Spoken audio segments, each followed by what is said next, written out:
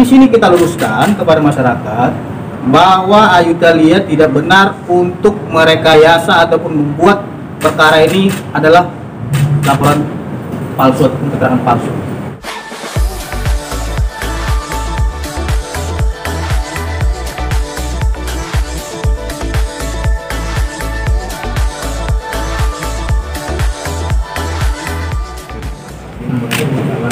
Dengan kasus perkara pasal 5. Yang pertama, kehadiran kita di Pengadilan Negeri Jakarta Utara ini sebagai warga negara yang baik untuk taat kepada proses hukum yang sedang berlaku. Jadi kalau ditanya persiapan kita nggak ada.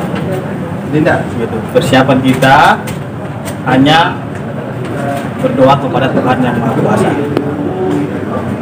Jadi kalau ditanya tentang problem apa yang dialami oleh Ayudalia, saya kira nggak ada permasalahan hukum sehingga Ayudalia ini dijadikan sebagai terdakwa.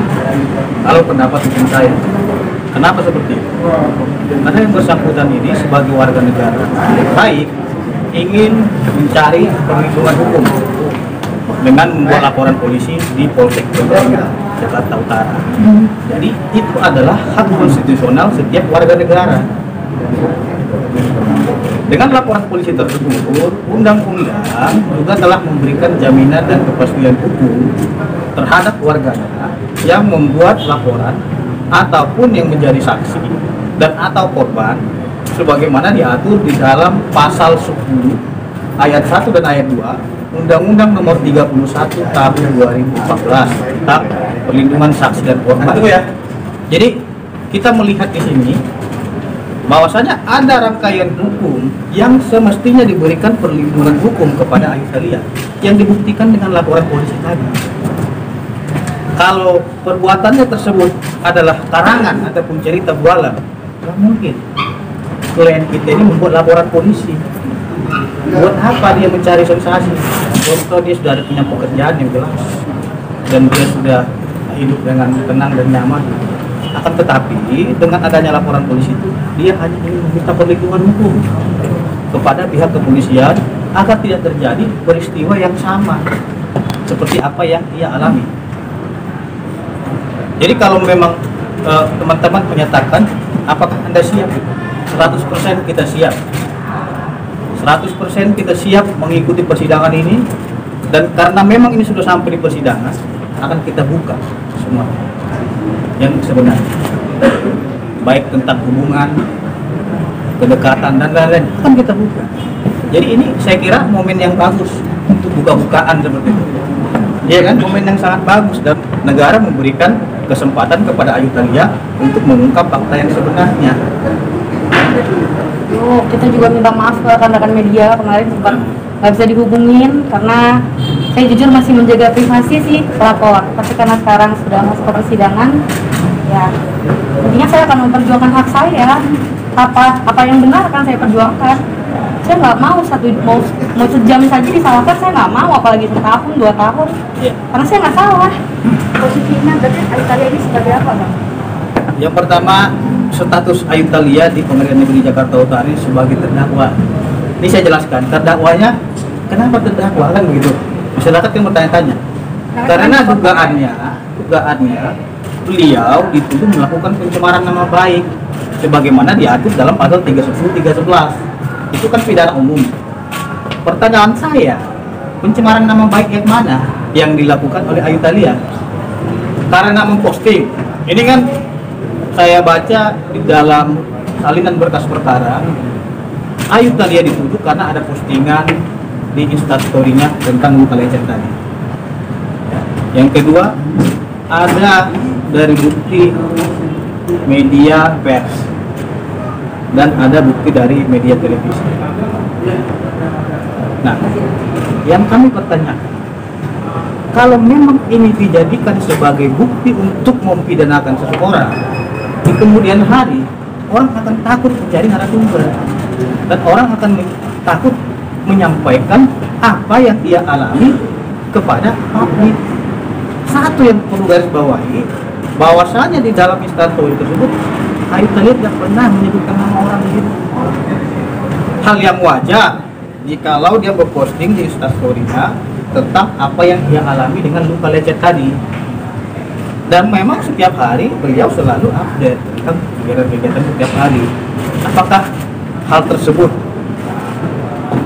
dijadikan bukti oleh teman-teman untuk mempidanakan tersebut adalah hal yang menurut hukum cukup kuat. Nanti akan kita buktikan gitu. Tuduhan itu saya lihat tidak jelas. Bang, ada upaya mediasi sama Nicholas yang sendiri bang sebelum kasus ini naik ke persidangan?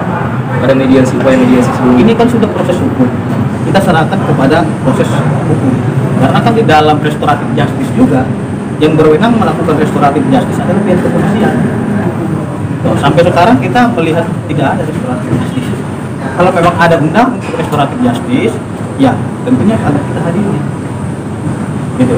Jadi apakah salah seorang warga negara yang memperjuangkan haknya untuk melindungi dirinya agar peristiwa yang dialami tidak terulang itu membuat laporan polisi? Kalau itu salah, percuma kita untuk buat laporan polisi gitu. Karena saya lihat dalam dakwaan juga dengan dasar laporan polisi dan instastory beserta dengan multimedia. Salahnya di mana? Rekayasanya di mana gitu? Kalau memang ini mau fair ya, di dalam keterangan saksi itu CCTV tersebut ada 10 titik. Kenapa CCTV tidak dijadikan sebagai alat bukti? Kita harus fair juga. Di dalam CCTV tersebut ada mungkin bisa dilihat rangkaian peristiwa, tapi CCTV tersebut tidak dijadikan sebagai alat bukti dalam kasus ini. Dan itu kita lihat di dalam salinan berkas perkara.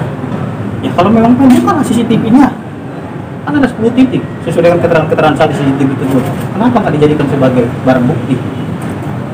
Kalau kita hanya menjadikan barang bukti dari media televisi seperti kemarin acara Rumpi Secret, ya itu dilindungi oleh undang-undang pers dan dia berwenang untuk menyampaikan apa yang dialami.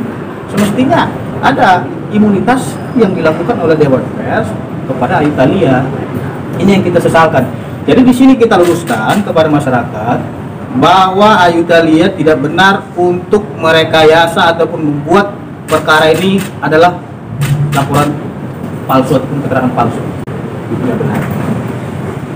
Kalau dibilang tidak ada buktinya, loh, bukti visum sudah diserahkan ke pihak kepolisian. Ya, luka-luka lecet, terus celana dan baju.